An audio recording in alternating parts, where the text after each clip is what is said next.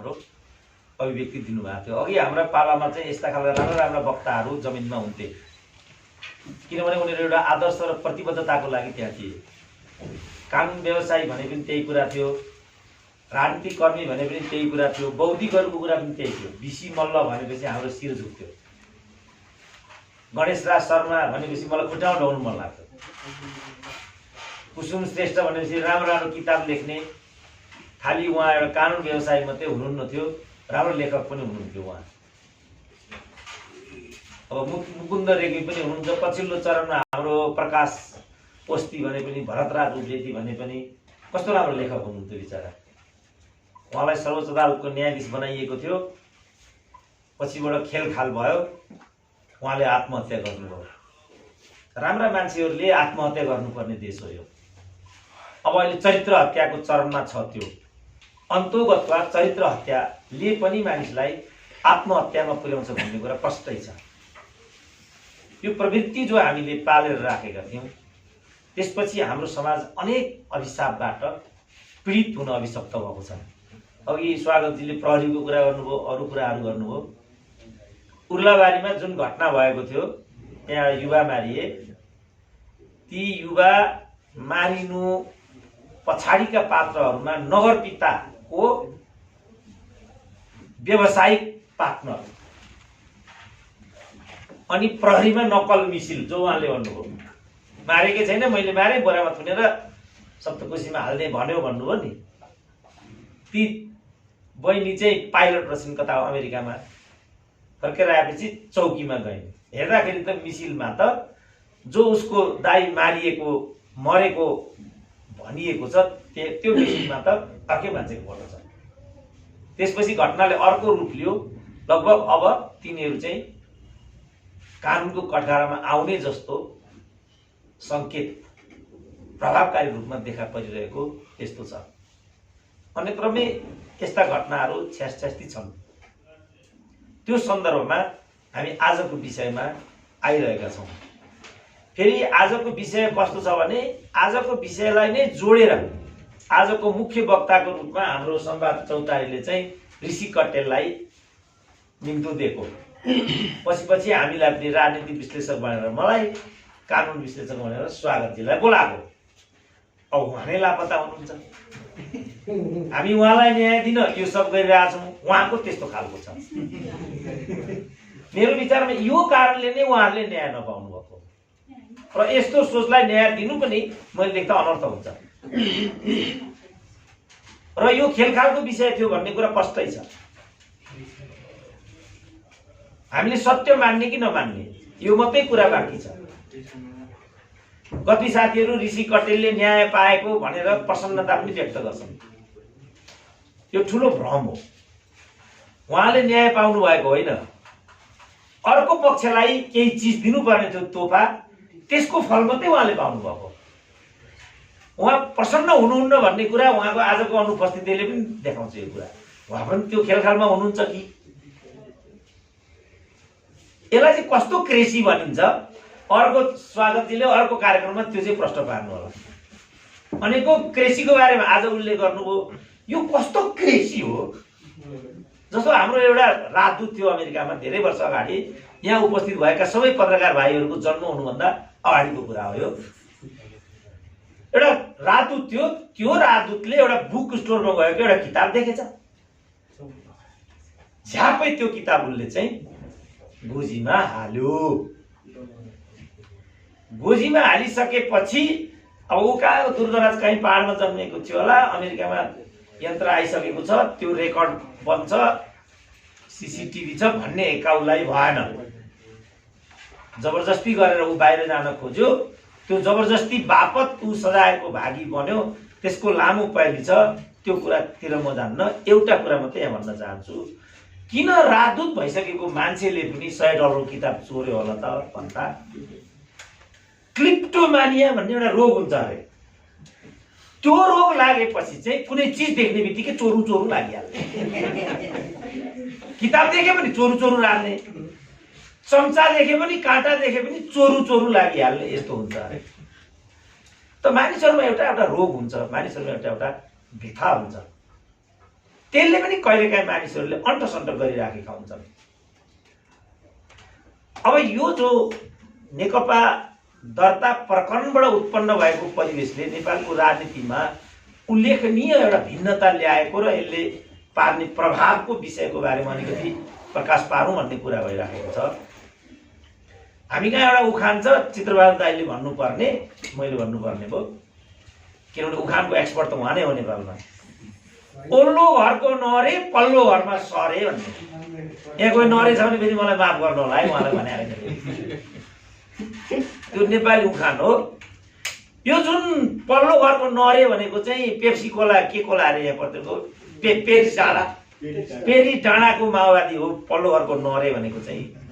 अब यो सरे भएर धुम्मा राईमा जान आँटिराखेको छ। मतलब जे टन्टा त्यहाँ थियो त्यो टन्टा जस्ताको तस्तै अब धुम्मा राईमा पुग्छ र जे बवन्डर पेप्सी कोला के हो पेरी डाँडामा बसेर नेताहरूले गरेका थिए अब उहाँ बसेर उहाँहरूले त्यो गर्नुहुनेछ। यसको स्थल मात्रै बदलिएको छ, प्रवृत्तिमा कुनै पनि बदलाव आएको छैन।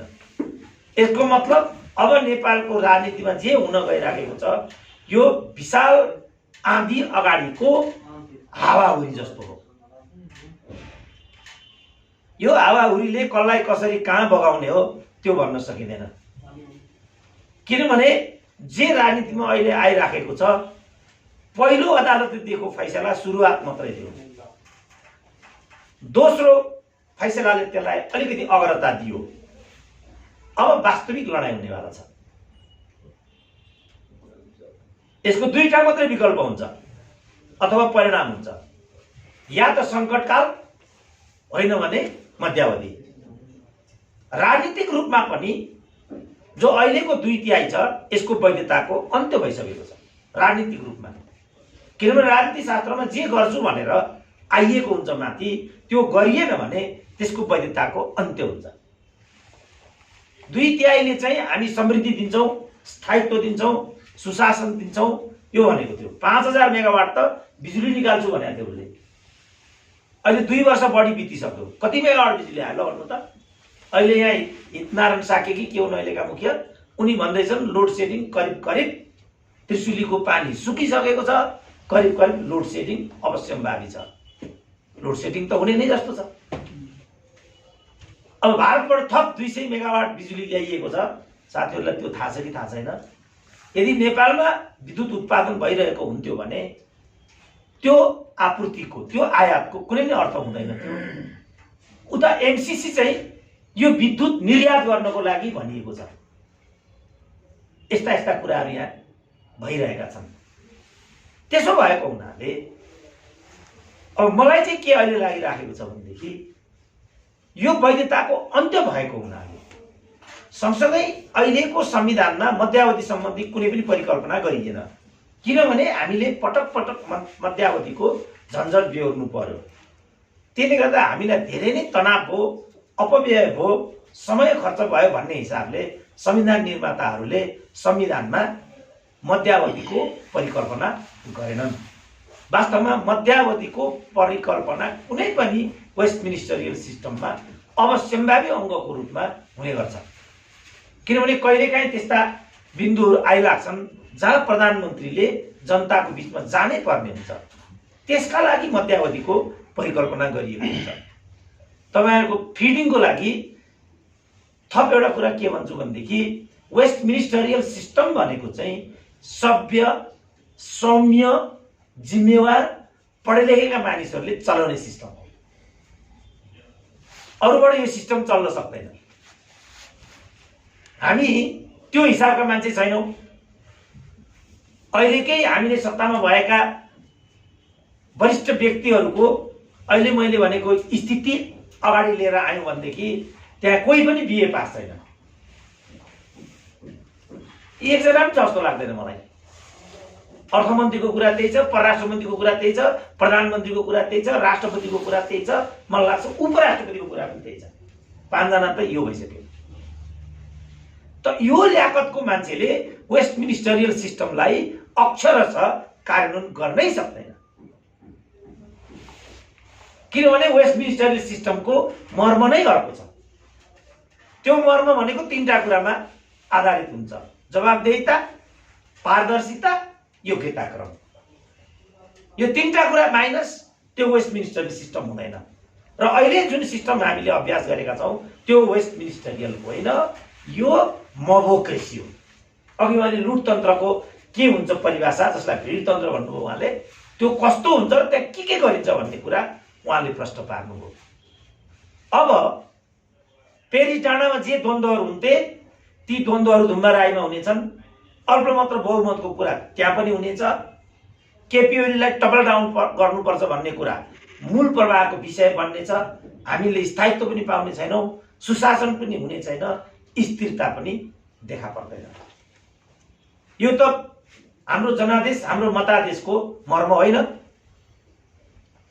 हामीले एउटै शर्तमा संसद पुनर्स्थापनाको कुरालाई बरु ओके भनिदिएका थियौँ। त्यो चाहिँ के भने, चुनावी कारणले हामी थप ध्रुवीकरणमा जान्छौँ, नयाँ नयाँ समीकरणहरू हुनेछन्, चुनावी हिंसा हुनेछ, भाइ छोराहरूको ज्यान जानेछ, त्यहाँ फेरि मर्ने ज्यान जाने हुने सर्वसाधारणको हो।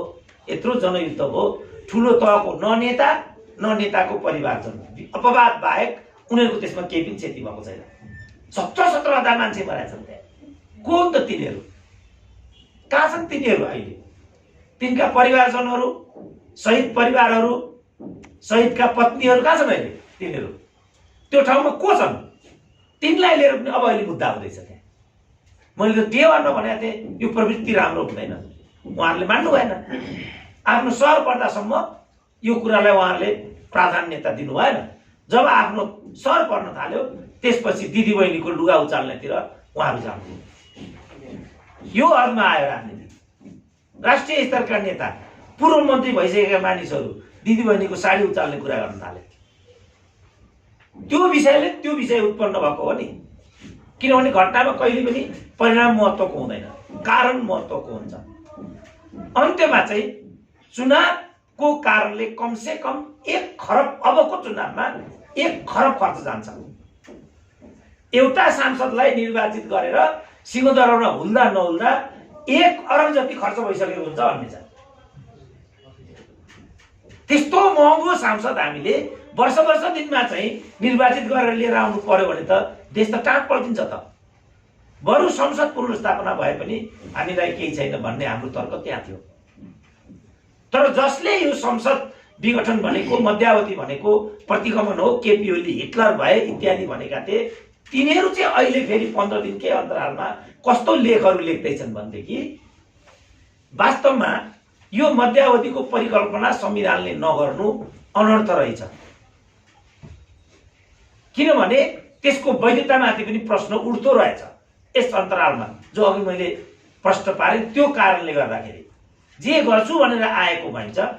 अझ स्वागत बाबुलाई यो थाहा हुन्छ, जुन फिक्स्ड म्यान्डेट लिएर चाहिँ आइएको भन्छ, फिक्स टर्मको म्यान्डेट, त्यो फिक्स टर्म अन्तर्गतको म्यान्डेटलाई झन्सारो कसैले पनि हेरफेर गर्न पाउँदो रहेछ। जस्तो 2 वर्षको लागि संविधान सभाको 2 वर्षको लागि अवधि राखेर प्रतिनिधि निर्वाचित गराएर लिएर आयो भनेदेखि त्यसमा हेरफेर कसैले पनि गर्न पाउँदो रहेछ। हामीले त्यसलाई 4 वर्षको गर्यौँ, 4 वर्ष मात्रै गरेनौँ, त्यसबाट हामीले कुनै नतिजा दिएनौँ, त्यसलाई हामीले फेरि विघटन गर्यौँ। त्यसपछि खिलराजको परिकल्पना गर्यौँ। पावर सेपरेसनको दृष्टिकोण त मिल्दैन। कमसेकम खिलराजले लमा त ग्रेजुएट नगरी त मेरो विचारमा अहिले त प्रधान न्यायाधीश भइँदैन होला। राणाका पालामा त राणाको छोरो हुने बित्तिकै प्रधान न्यायाधीश भइहाल्थ्यो, कुरै सिद्धिहाल्यो। अहिले मेरो अनुभवमा कमसेकम न्यायाधीश हुन ग्रेजुएट त हुनैपर्छ होला। उहाँ त ग्रेजुएट पक्कै थियो होला। शक्ति सन्तुलनको सिद्धान्त त उहाँले पढ्नु नै भएको थियो होला। तर कसरी उहाँ न्यायपालिकाको प्रमुख हुँदाहुँदै कार्यपालिका प्रमुख हुनुभयो? हुनु त भयो। उहाँको नाम प्रस्ताव गर्नुभएको थियो फेरि प्रचण्डले नै। जब नतिजा आउन थाल्यो उहाँले के भन्नुभयो, यो योजनाबद्ध र संगठनात्मक धाँधली भएको हुनाले यो संविधान सभाको निर्वाचनको परिणाम हामी मान्दैनौँ, यो पो भनिदिनु भयो उहाँ। अगाडि बढ्दै गयो विषय, यी चिजहरू आउँदै गए। संविधानवादको सिद्धान्त चाहिँ के रहेछ भने, अघि पनि भने, फिक्स्ड म्यान्डेट हेरफेर गर्न नपाइने, सम्पूर्ण कुरालाई हामीले खप्दै सहँदै हामीले यहाँसम्म बोक्यौँ उहाँहरूलाई। जे उहाँहरूले गरे पनि हामीले खप्दै आयौँ, बोक्दै आयौँ, हुँदै गयो। तर हाम्रो अवस्थामा कुनै पनि बदलाव आएन। अहिले उहाँहरू नै भन्न थाल्नुभयो युवा नेताहरू, ती युवा नेता तिनै हुन् जसलाई मैले पटक पटक यो लोग्ने ठाउँमा स्वार्ने राम्रो होइन बाबु, नेताको ठाउँमा नेती यो ठिक हुँदैन, छोराको ठाउँमा बुहारी यो पनि उपयुक्त हुँदैन भन्दा ती युवाहरूले हामीलाई के व्यङ्ग गर्थे भने पद नपाएको कुण्ठा भन्थे। अब तिनीहरूले अहिले के भन्न थाले पब्लिक मिटिङहरूमा भने कमसेकम म त खाली खुट्टा थिएँ, चप्पलसम्म लाउन थालेँ।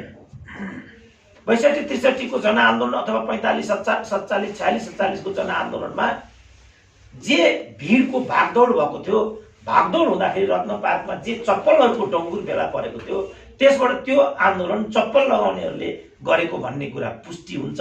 तर ती चप्पल लाउनेहरू आजसम्म पनि जुत्तामा रूपान्तरित हुन सकेनन्। भनेपछि हामीले कस्तो क्रान्ति गरेका हौँ त भन्ने प्रश्न उठाउन थाल्यो।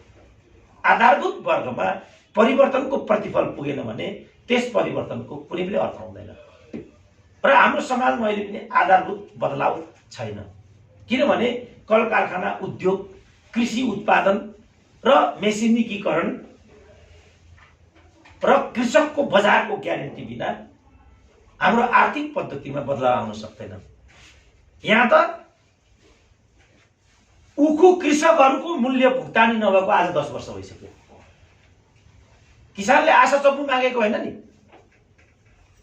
उसको लगानी परेको वस्तुको भुक्तानी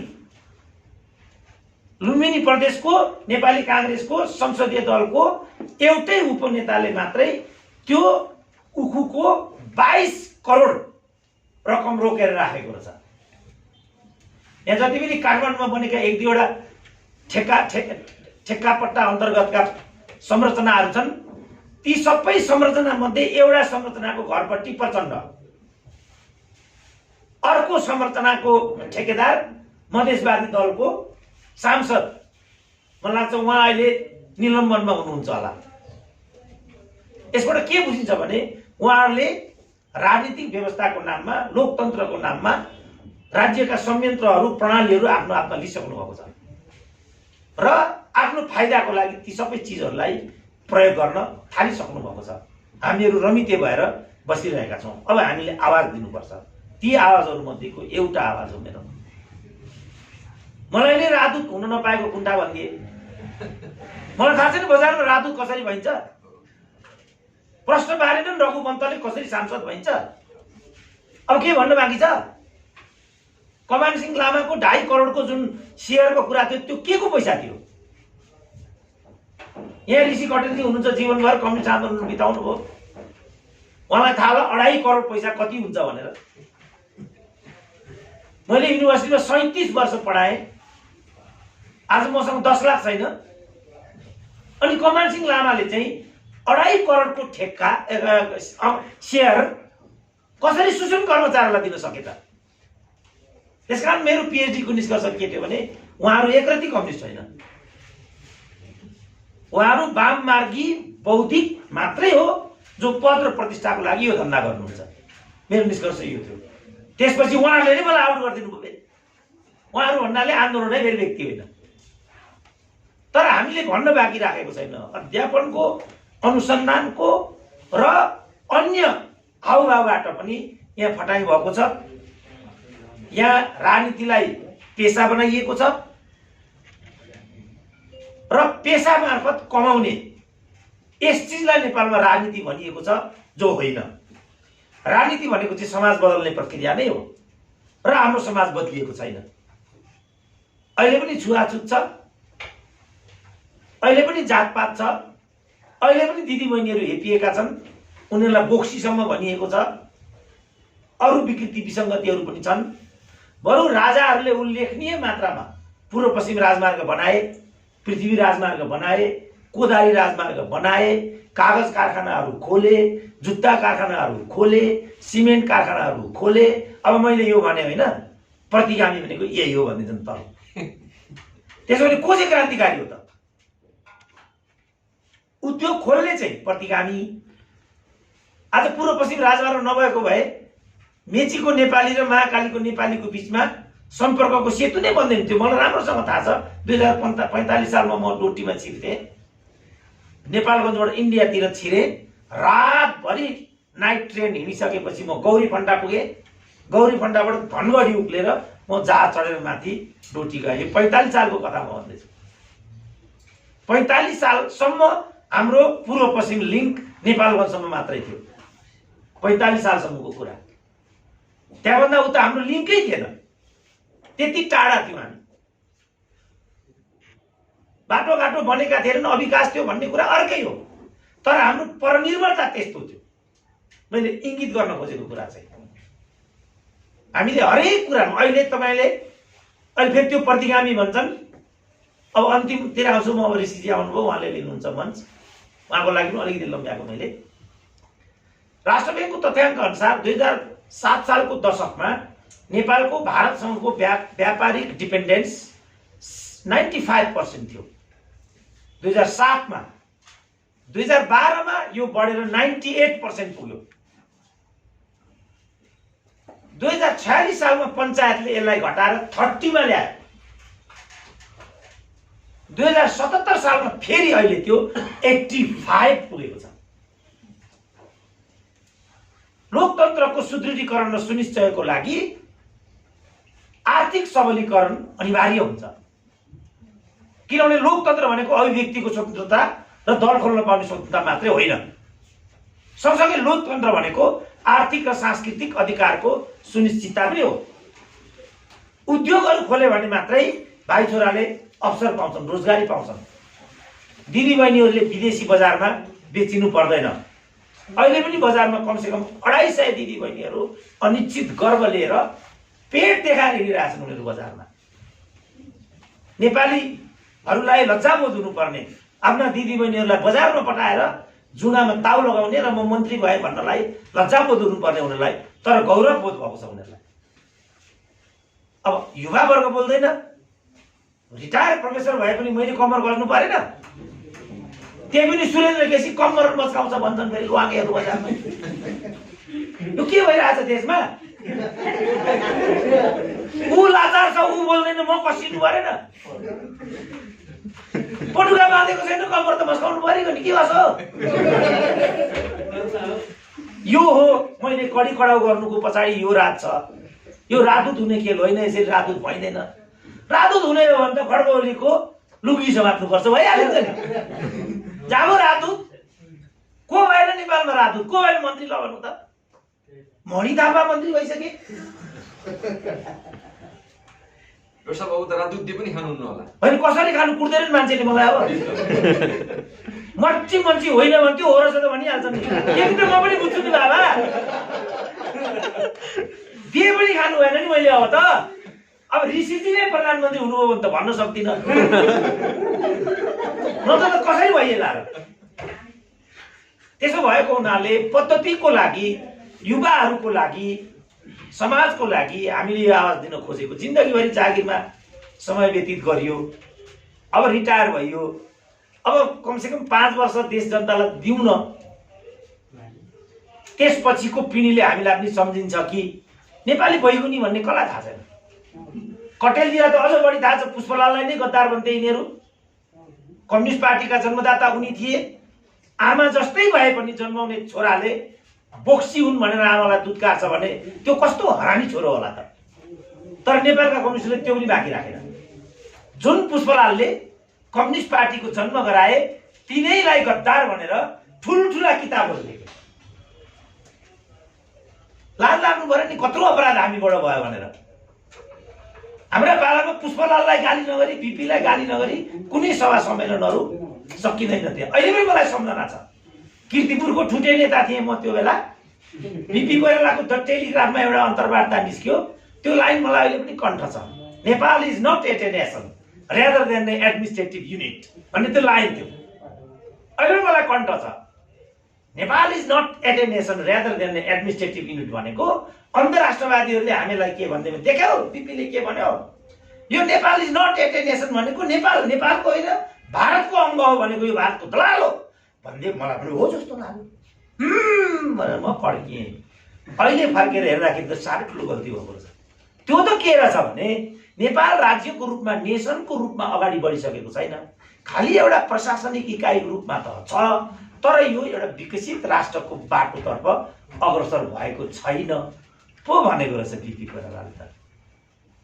त्यो बुझ्नलाई मैले पहिला पार्टी छोड्नु पर्यो, झन्डै विचार छोड्नु पर्यो, अनि मात्रै मुक्त भयो मेरो दिमाग। स्वतन्त्र दिमागबाट हेर्दाखेरि त चिज अर्कै देखियो। नेताहरूले हामीलाई दुरुपयोग गर्दा छन् भन्ने कुरा मैले त्यस दिन थाहा पाएँ। परिणाम आज म यो ठाउँमा छु, होइन भने म पनि एउटा झोले हुन्थे, राजदूत हुन्थे, मस्ती गरेर कालो गाडी चढेर भाइहरूलाई केटा भन्दै हर्काउँदै हिँड्थे। ती युवाहरूले तर मलाई थुक्ने थिए, हेर त आयो दलाल भनेर। त्यसबाट उन्मुक्ति लिनको लागि पो म यो बाटोमा छु त। राजदूत हुनको लागि त मलाई थाहा छ कसरी राजदूत भइन्छ भन्ने कुरा। यो कुरा थियो। त्यसकारण मेरो अन्तिम निष्कर्ष के होला जस्तो मलाई लाग्छ भने त्यो समीकरणको खेल फेरि दोहोरिन्छ। अब नेकपा भित्र यो जुन एमाले नेकपा छ त्यहाँ अल्पमत र बहुमतको खेल बढ्छ। माओवादीले एमालेको समर्थन फिर्ता लिन्छ, समीकरणका खेलहरू फेरि अगाडि आउँछन् र नेपालीहरू फेरि जुट्छन्, फेरि भिड्छन् र हाम्रो सबै समय साधन स्रोत त्यसैमा खर्च हुन्छ। करिब करिब हामी बर्बादीको निकटतिर अब पुग्दैछौँ। सक्छौँ भने हामी यसलाई रोकौँ। यो समीकरणको खेल नखेल, राजनीतिको यो व्यवसायीकरण रोक, हामीलाई झन्झट नदेऊ। तिमीले धेरै गर्यौ, योभन्दा बढी नगर। हामी सक्छौँ भने यो आवाज दिउँ। मलाई किन यो पनि हामीबाट होला जस्तो मलाई लाग्दैन। एउटा मबाट यो सम्भव छैन। अब मेरो ढाडमा पोटुका पनि डालिसकेँ, म मेरो ढाड अब कुप्री परिसक्यो। अब यी भित्रबाट पनि भनेर दिनको 5 वटाले कुट्छन्। नेताको थप्पड, यी 5 वटाको थप्पड, समाजको थप्पड, परिवारलाई केही दिन सकिन त्यहाँको किचकिच, कति थाम्न सक्छ एउटा मान्छेले? सम्भव छैन। तर म एउटा सन्देश के दिन चाहन्छु भने गल्ती बढेको बढै छ हामीबाट। हाम्रा नेताहरूले हामीलाई दुरुपयोग गरेकै छन्। यिनीहरूले यो राजनीति गरेको होइन, यो व्यवसाय हो। यो नेतृत्वबाट नेपाली समाजले कुनै पनि राहत अर्को 100 वर्ष पनि सम्भव छैन। त्यसकारण एउटा इमरान खानको अनिवार्यता आजको विषय हो। यो गर्न सक्यौँ हामीले देशलाई धान्यौँ, यो गर्न सकेनौँ हामी सक्यौँ। मैले देखेको र जानेको नेपाल यति मात्रै हो। डाक्टर साहब अलिकति स्पष्ट पारिदिनु भयो। हजुर सुरुमै भन्नुभयो कि सङ्कटकाल कि मध्यावधि भन्नुभयो होइन? हजुर। अहिले पछिल्लो यो 1-2 दिनभित्रमा के विश्लेषण र चर्चा मान्छेले अनुमान गर्न थालेका छन् भने अब भारतको इन्ट्रेस्टमा सरकार बन्दैछ, नेपाली कङ्ग्रेस माओवादी र जसपा बीचमा अर्को सरकार बनेर त्यसको नेतृत्व चाहिँ बाबुराम भट्टराईले गर्ने भन्ने अनुमान र प्रक्षेपणहरू भइरहेका छन्। यस्तो हुने सम्भावना देखिन्छ कि देखिँदैन? अब जबरजस्ती भयो भने त खिलराजै जहाँ प्रधानमन्त्री भए त्यहाँ बाबुराम कति ठुलो कुरा भयो र। तर कुनै पनि दृष्टिकोणले म बाबुरामको सम्भावना देख्दिनँ, किनभने जसपाबाट हुँदाखेरि पनि पालो महन्त ठाकुरको, त्यसपछि उपेन्द्र यादवको, त्यसपछि अशोक राईको, अनि मात्रै बाबुरामको पालो हुन्छ। यो वरियताबाट हेर्दा मात्रै पनि। तर वैधताबाट हेर्दाखेरि चाहिँ बाबुराम काङ्ग्रेसको मत लिएर आएको हुनुहुन्छ र उहाँ मधेसवादी माओवादी हुँदै मधेसवादीमा पुग्नु भएको छ। उहाँलाई कुनै वैधानिक अधिकार बन्ला जस्तो मलाई लाग्दैन। जबरजस्ती गर्न थाल्यो भने त अब खिलराजै भइसक्यो भने अब बाबुराम हुन्, पूर्व प्रधानमन्त्री पनि हुन्। तर यदि एउटा स्वाभाविक प्रक्रिया अन्तर्गत हेर्ने हो भने अब त्यसरी प्रधानमन्त्री भयो जो भारतको पनि तपाईँले नाम लिनुभयो, झन् त्यससँग पनि नजिक राखेर हेर्ने हो भनेदेखि त प्रधानमन्त्रीको पालो महन्त ठाकुरको हो र त्यो सहज बाटो पनि हो र सहज व्यक्तित्व पनि हो। अब के हुन्छ त्यो त हामीले हेर्दै जानुपर्छ। सहज चाहिँ कसको लागि देखिन्छ? होइन, हाम्रो राजनीतिक कुरा, बाहिरीको कुरा म गर्दिनँ, किन यो सबै गरेको हामीले नै हो। यहाँ के भन्छन् भने जेमा पनि भारत देख्ने। जस्तो म राजीव गान्धी क्यान्सर हस्पिटलमा ट्रिटमेन्ट उपचार गराएर आएँ, रहले गराइदियो भन्दै यहाँका चाहिँ लटुवाहरूले। अब यसको त केही पनि दबाई छैन, म यहाँ जिउँदैछु, मेरो घर अहिले पनि ब्याङ्क गिरबीमा छ। बागबजारको कृषि विकास ब्याङ्कमा अहिले पनि चेक गर्न सक्नुहुन्छ तपाईँ। तर मलाई रहले उपचार गराइदियो भन्छन्। यसको त केही दबाई छैन। सबै अघि हाम्रो स्वागतले नै भन्नुभयो, केपी ओली त एकदमै एजेन्ट हो नै किटेरै भन्नुभयो। अब साथीभाइहरूले कस्ता छन्, केपी ओली एजेन्ट हो त मेरो मुखबाट नै आयो सुरेन्द्र केसी भनेर पछाडि थपिदिन्छ। कति गाह्रो छ हामी। त्यसकारणले जे एउटा श्रृङ्खला हामीले निर्माण गरेका छौँ मैले देख्दा हामी सबैबाट सानो ठुलो गल्ती भएको भएछ। हामीले आफूलाई जिम्मेवार बनाउनु पर्नेछ, त्यसपछि मात्रै हाम्रो भूमिका ठोस हुन सक्नेछ। हजुरको दृष्टिकोणबाट अबको प्रधानमन्त्री को देखिन्छ डाक्टर साहब? होइन, अब मैले देख्दाखेरि त अब प्रधानमन्त्रीको खेल हामीले खेल्नुहुन्न, अर्ली इलेक्सनमा जानुपर्छ, मध्यावधि मार्फत नयाँ फ्रेस म्यान्डेट हामीले ल्याउनु। जबरजस्ती गर्ने हो भने त खिलराजलाई बनाइदिनु हुन्छ, खिलराजले बनाउने हो भने त भाइ मलाई बनाइदियो, मैले भनिरहेको छु। चुनावी सरकारको प्रधानमन्त्री सुरेन्द्र केसी निष्पक्ष र निर्भय चुनाव म गराइदिन्छु, नभए त फेरि कसैले मान्दैन त्यो। त्यसकारण चुनावै के अरे कुनै वैकल्पिक सरकार बनाउने हो भने एप्रोप्रिएट क्यान्डिडेट अबको चाहिँ म हुँ। यिनीहरूबाट त के हुन्छ देखिसक्यो नि, हामीले हुँदैन, अरूबाट हामी देखिसक्यौँ नि। किनभने 5 वर्षलाई हामीले स्थायित्वको लागि मतदान गरेको, त्यसलाई विचलन गर्ने उहाँहरूसँग कुनै पनि अधिकार छैन। त्यसलाई विचलन गर्ने भने सबभन्दा पहिला उहाँहरूले कि त्यो पदबाट राजीनामा दिनुपर्छ कि हामीसँग क्षमा माग्नुपर्छ। जनता हो, हामीले जे भनेर यो मागेका थियौँ हामीबाट भएन, क्षमा प्रार्थी छौँ, ठिक छ, हामी माफी दिने सोचौँला, दिउँला नदिउँला सोचौँला, तर उहाँहरूले पहिला भन्नुपर्ने चाहिँ त्यो थियो। तर उहाँहरूले चाहिँ यो पदको लागि होइन, यो पद्धतिको लागि हो, के को लागि हो भन्नुभयो। यो 1 वर्ष त उहाँहरूले खास गरी नेकपाले एक दिन पनि योभन्दा प्रतिको कुरा गरेको छैन। हामी कोभिडमा छौँ, अहिले दैव संयोगले पो हामीलाई कोभिडले त्यति गाँजेन। अहिले स्पेनको, इटालीको, अमेरिकाको जस्तो कुरा हुन्थ्यो भने त कमसे कम 2 लाख नेपालीहरू अहिले दिवंगत भइसक्थे। तर भाग्यले साथ दियो हामीलाई। हाम्रो खानपान अरू कुराले हो कि के हो त्यो अब साइन्टिस्टले भन्ने कुरा हुन्छ, डक्टरहरूले भन्ने कुरा हुन्छ। हामीलाई त्यत्रो आक्रान्त त्यसले नबनाएको हुनाले हामी यहाँ छौँ। होइन भने त हामी त सकिन्थ्यौँ। हामी सकिने, उहाँहरू पदको लागि रात दिन लड्ने भिड्ने, अनि यो पदको लागि होइन भनेर हामीलाई नै हकार पकार गर्ने भने यो कुरा हामीलाई मन्जुर हुँदैन। नेकपा एमाले भित्र माधव नेपाल पक्षको भूमिका चाहिँ के हुन्छ? मैले भनिहालेँ, अब उहाँहरू त्यहाँ जानुहुन्छ, उहाँ त्यहाँ गएर चाहिँ फेरि बखडा गर्नुहुन्छ अल्पमत बहुमतको। किनभने यहीँबाट पेरिसबाटै प्याकेज लिएर जाँदै हुनुहुन्छ उहाँहरू। किनभने उहाँहरूको मन त्यहाँ त्यहाँ पनि मन्डी छ विभिन्न कारणले। किनभने उहाँहरू जे बोल्नुभयो, हिजो जे भन्नुभयो, जसरी उतापट्टि गला मिलाउनु भयो, सबै लक्ष्मण रेखाहरू त उल्लङ्घन गर्नुभएको छ उहाँहरूले। जानेर नजानेर, बाध्यताले अथवा नचाहेर त्यसमा डिबेट गर्नुलाई समयले साथ दिँदैन। तर उहाँहरूले अब त्यहाँ गएर त्यो पार्टीप्रति निष्ठा गराउने दिने सम्भावना अब भन्नै थालेको। रामकुमारीको सदस्यता खारिज गर, अर्कोको यो गर, त्यो गर। अब त्यो त किचकिच भइरहन्छ त्यहाँ। जति किचकिच हुन्छ उति त्यो त मुटु रोप्छ त्यसले, त्यो व्यङ्ग्य जस्तो लाग्छ। अब भीमरावले जहाँ जे बोल्नु भएको छ हिजो त्यहाँ, अब प्रधानमन्त्रीले पब्लिकली भन्नुभएको छ अब म तिम्रो पार्टी के हो भनेर सोध्छु भनेर। अब त्यही पार्टीको वरियतामा 5औं 6औं नम्बरमा गएर भीमरावले कसरी जीवन चलाउने? सजिलो त छैन। पोल्छ त्यसले, खोज्छ पनि। जति पोल्छ त्यति नै उफ्रिनुपर्छ। जति उफ्रियो पेरिस डाँडा त्यतिकै नजिक हुँदै जान्छ। त्यसले ठुलो उथल पुथल अन्तत्वगत्वा ल्याएरै छोड्छ। किनभने यो एकता नै कृत्रिम थियो, यो स्वार्थ आधारित चाहिँ यो हुँदैन। भए पनि यसले कुनै परिणाम दिँदैन, दिए पनि त्यो देश र जनताको पक्षमा जाँदैन भनेर म भन्थेँ। लालबुझ करोड महिला कुटुङ जस्तो गर्छ, हेर त यो के पद राजदूत हुन नपाएको झ्वान भन्थे। ए बाबा, अलिकति त न्याय मैले पनि पाउनु पर्यो नि। कुनै एउटा मूल प्रवाह भनेको रेडियो टिभीले तपाईँ यसो भन्नुहुन्थ्यो, यसको के तर्क थियो भनेर आजसम्म पनि सोधेको छैन। कति बायस छ त हाम्रो मिडिया। बिचरा यो युट्युबको सिस्टम भएको हुनाले धन्न अब यो पनि अब जान्छ नि त, भाइरल होस् जेसके होस् जान्छ, जान त। यो नभएदेखि त हाम्रा विचार कमसेकम 30 वर्ष भयो म यसरी उभिएको एक्लै। 30 वर्ष मेरा विचारहरू कुण्ठित गरिए। भौतिक रूपले मान्छेको हत्या लिनु मात्रै हत्या हुँदैन, बौद्धिक रूपले मान्छेका विचार बजारमा आउन नदिनु पनि हत्या हुन्छ। यो बौद्धिक हत्या हो भनी आएको छु मैले। बौद्धिक हत्याको शिकार म भएँ यो देशमा। यो गलत थियो भन्ने मेरो मान्यता थियो। तर तपाईँले भन्नुभएको ठिक रहेछ, अहिले पनि कसैले भनेको छैन, अहिले पनि। त्यसकारण हाम्रो समाज अभिव्यक्ति हो कि भन्ने मलाई लाग्छ। डाक्टर साहब, त्यो अब अहिले जुन प्रधानमन्त्री चाल्नु भएको योभन्दा अगाडिको कदम थियो, यसलाई सही मान्नुहुन्छ तपाईँले? त्यसपछि अहिले चुनावमा जाने कुरा होइन, म त्यसलाई सही मान्दिनँ। तर त्यो परिणाम हो भन्छु। यिनीहरूले के भने यो सम्पूर्ण गर्ने केपी ओली हो भने, मैले व्याख्या गर्दै के भने केपी ओली परिणाम हुन्, प्रचण्ड कारण। अब यहाँ ऋषिजी हुनुहुन्छ, द्वन्द्ववादले के भन्छ? द्वन्द्ववादले घटनामा कारणलाई प्रमुख मान्छ कि परिणामलाई प्रमुख मान्छ? जस्तो एउटा प्रश्न भाइले सोध्नुभयो अनि मैले यो उत्तर दिएँ। भाइले यो प्रश्न नगरेको भए त म तर्फबाट यो उत्तर आउने नै थिएन, मान्छेले परिकल्पनै गर्न सक्ने थिएन।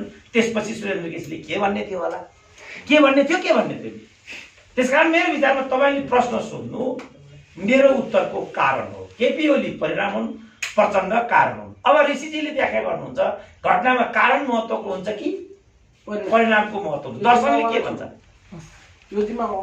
छोड्दै म बसेँ। धन्यवाद। धेरै धन्यवाद सुरक्षा साहबलाई। र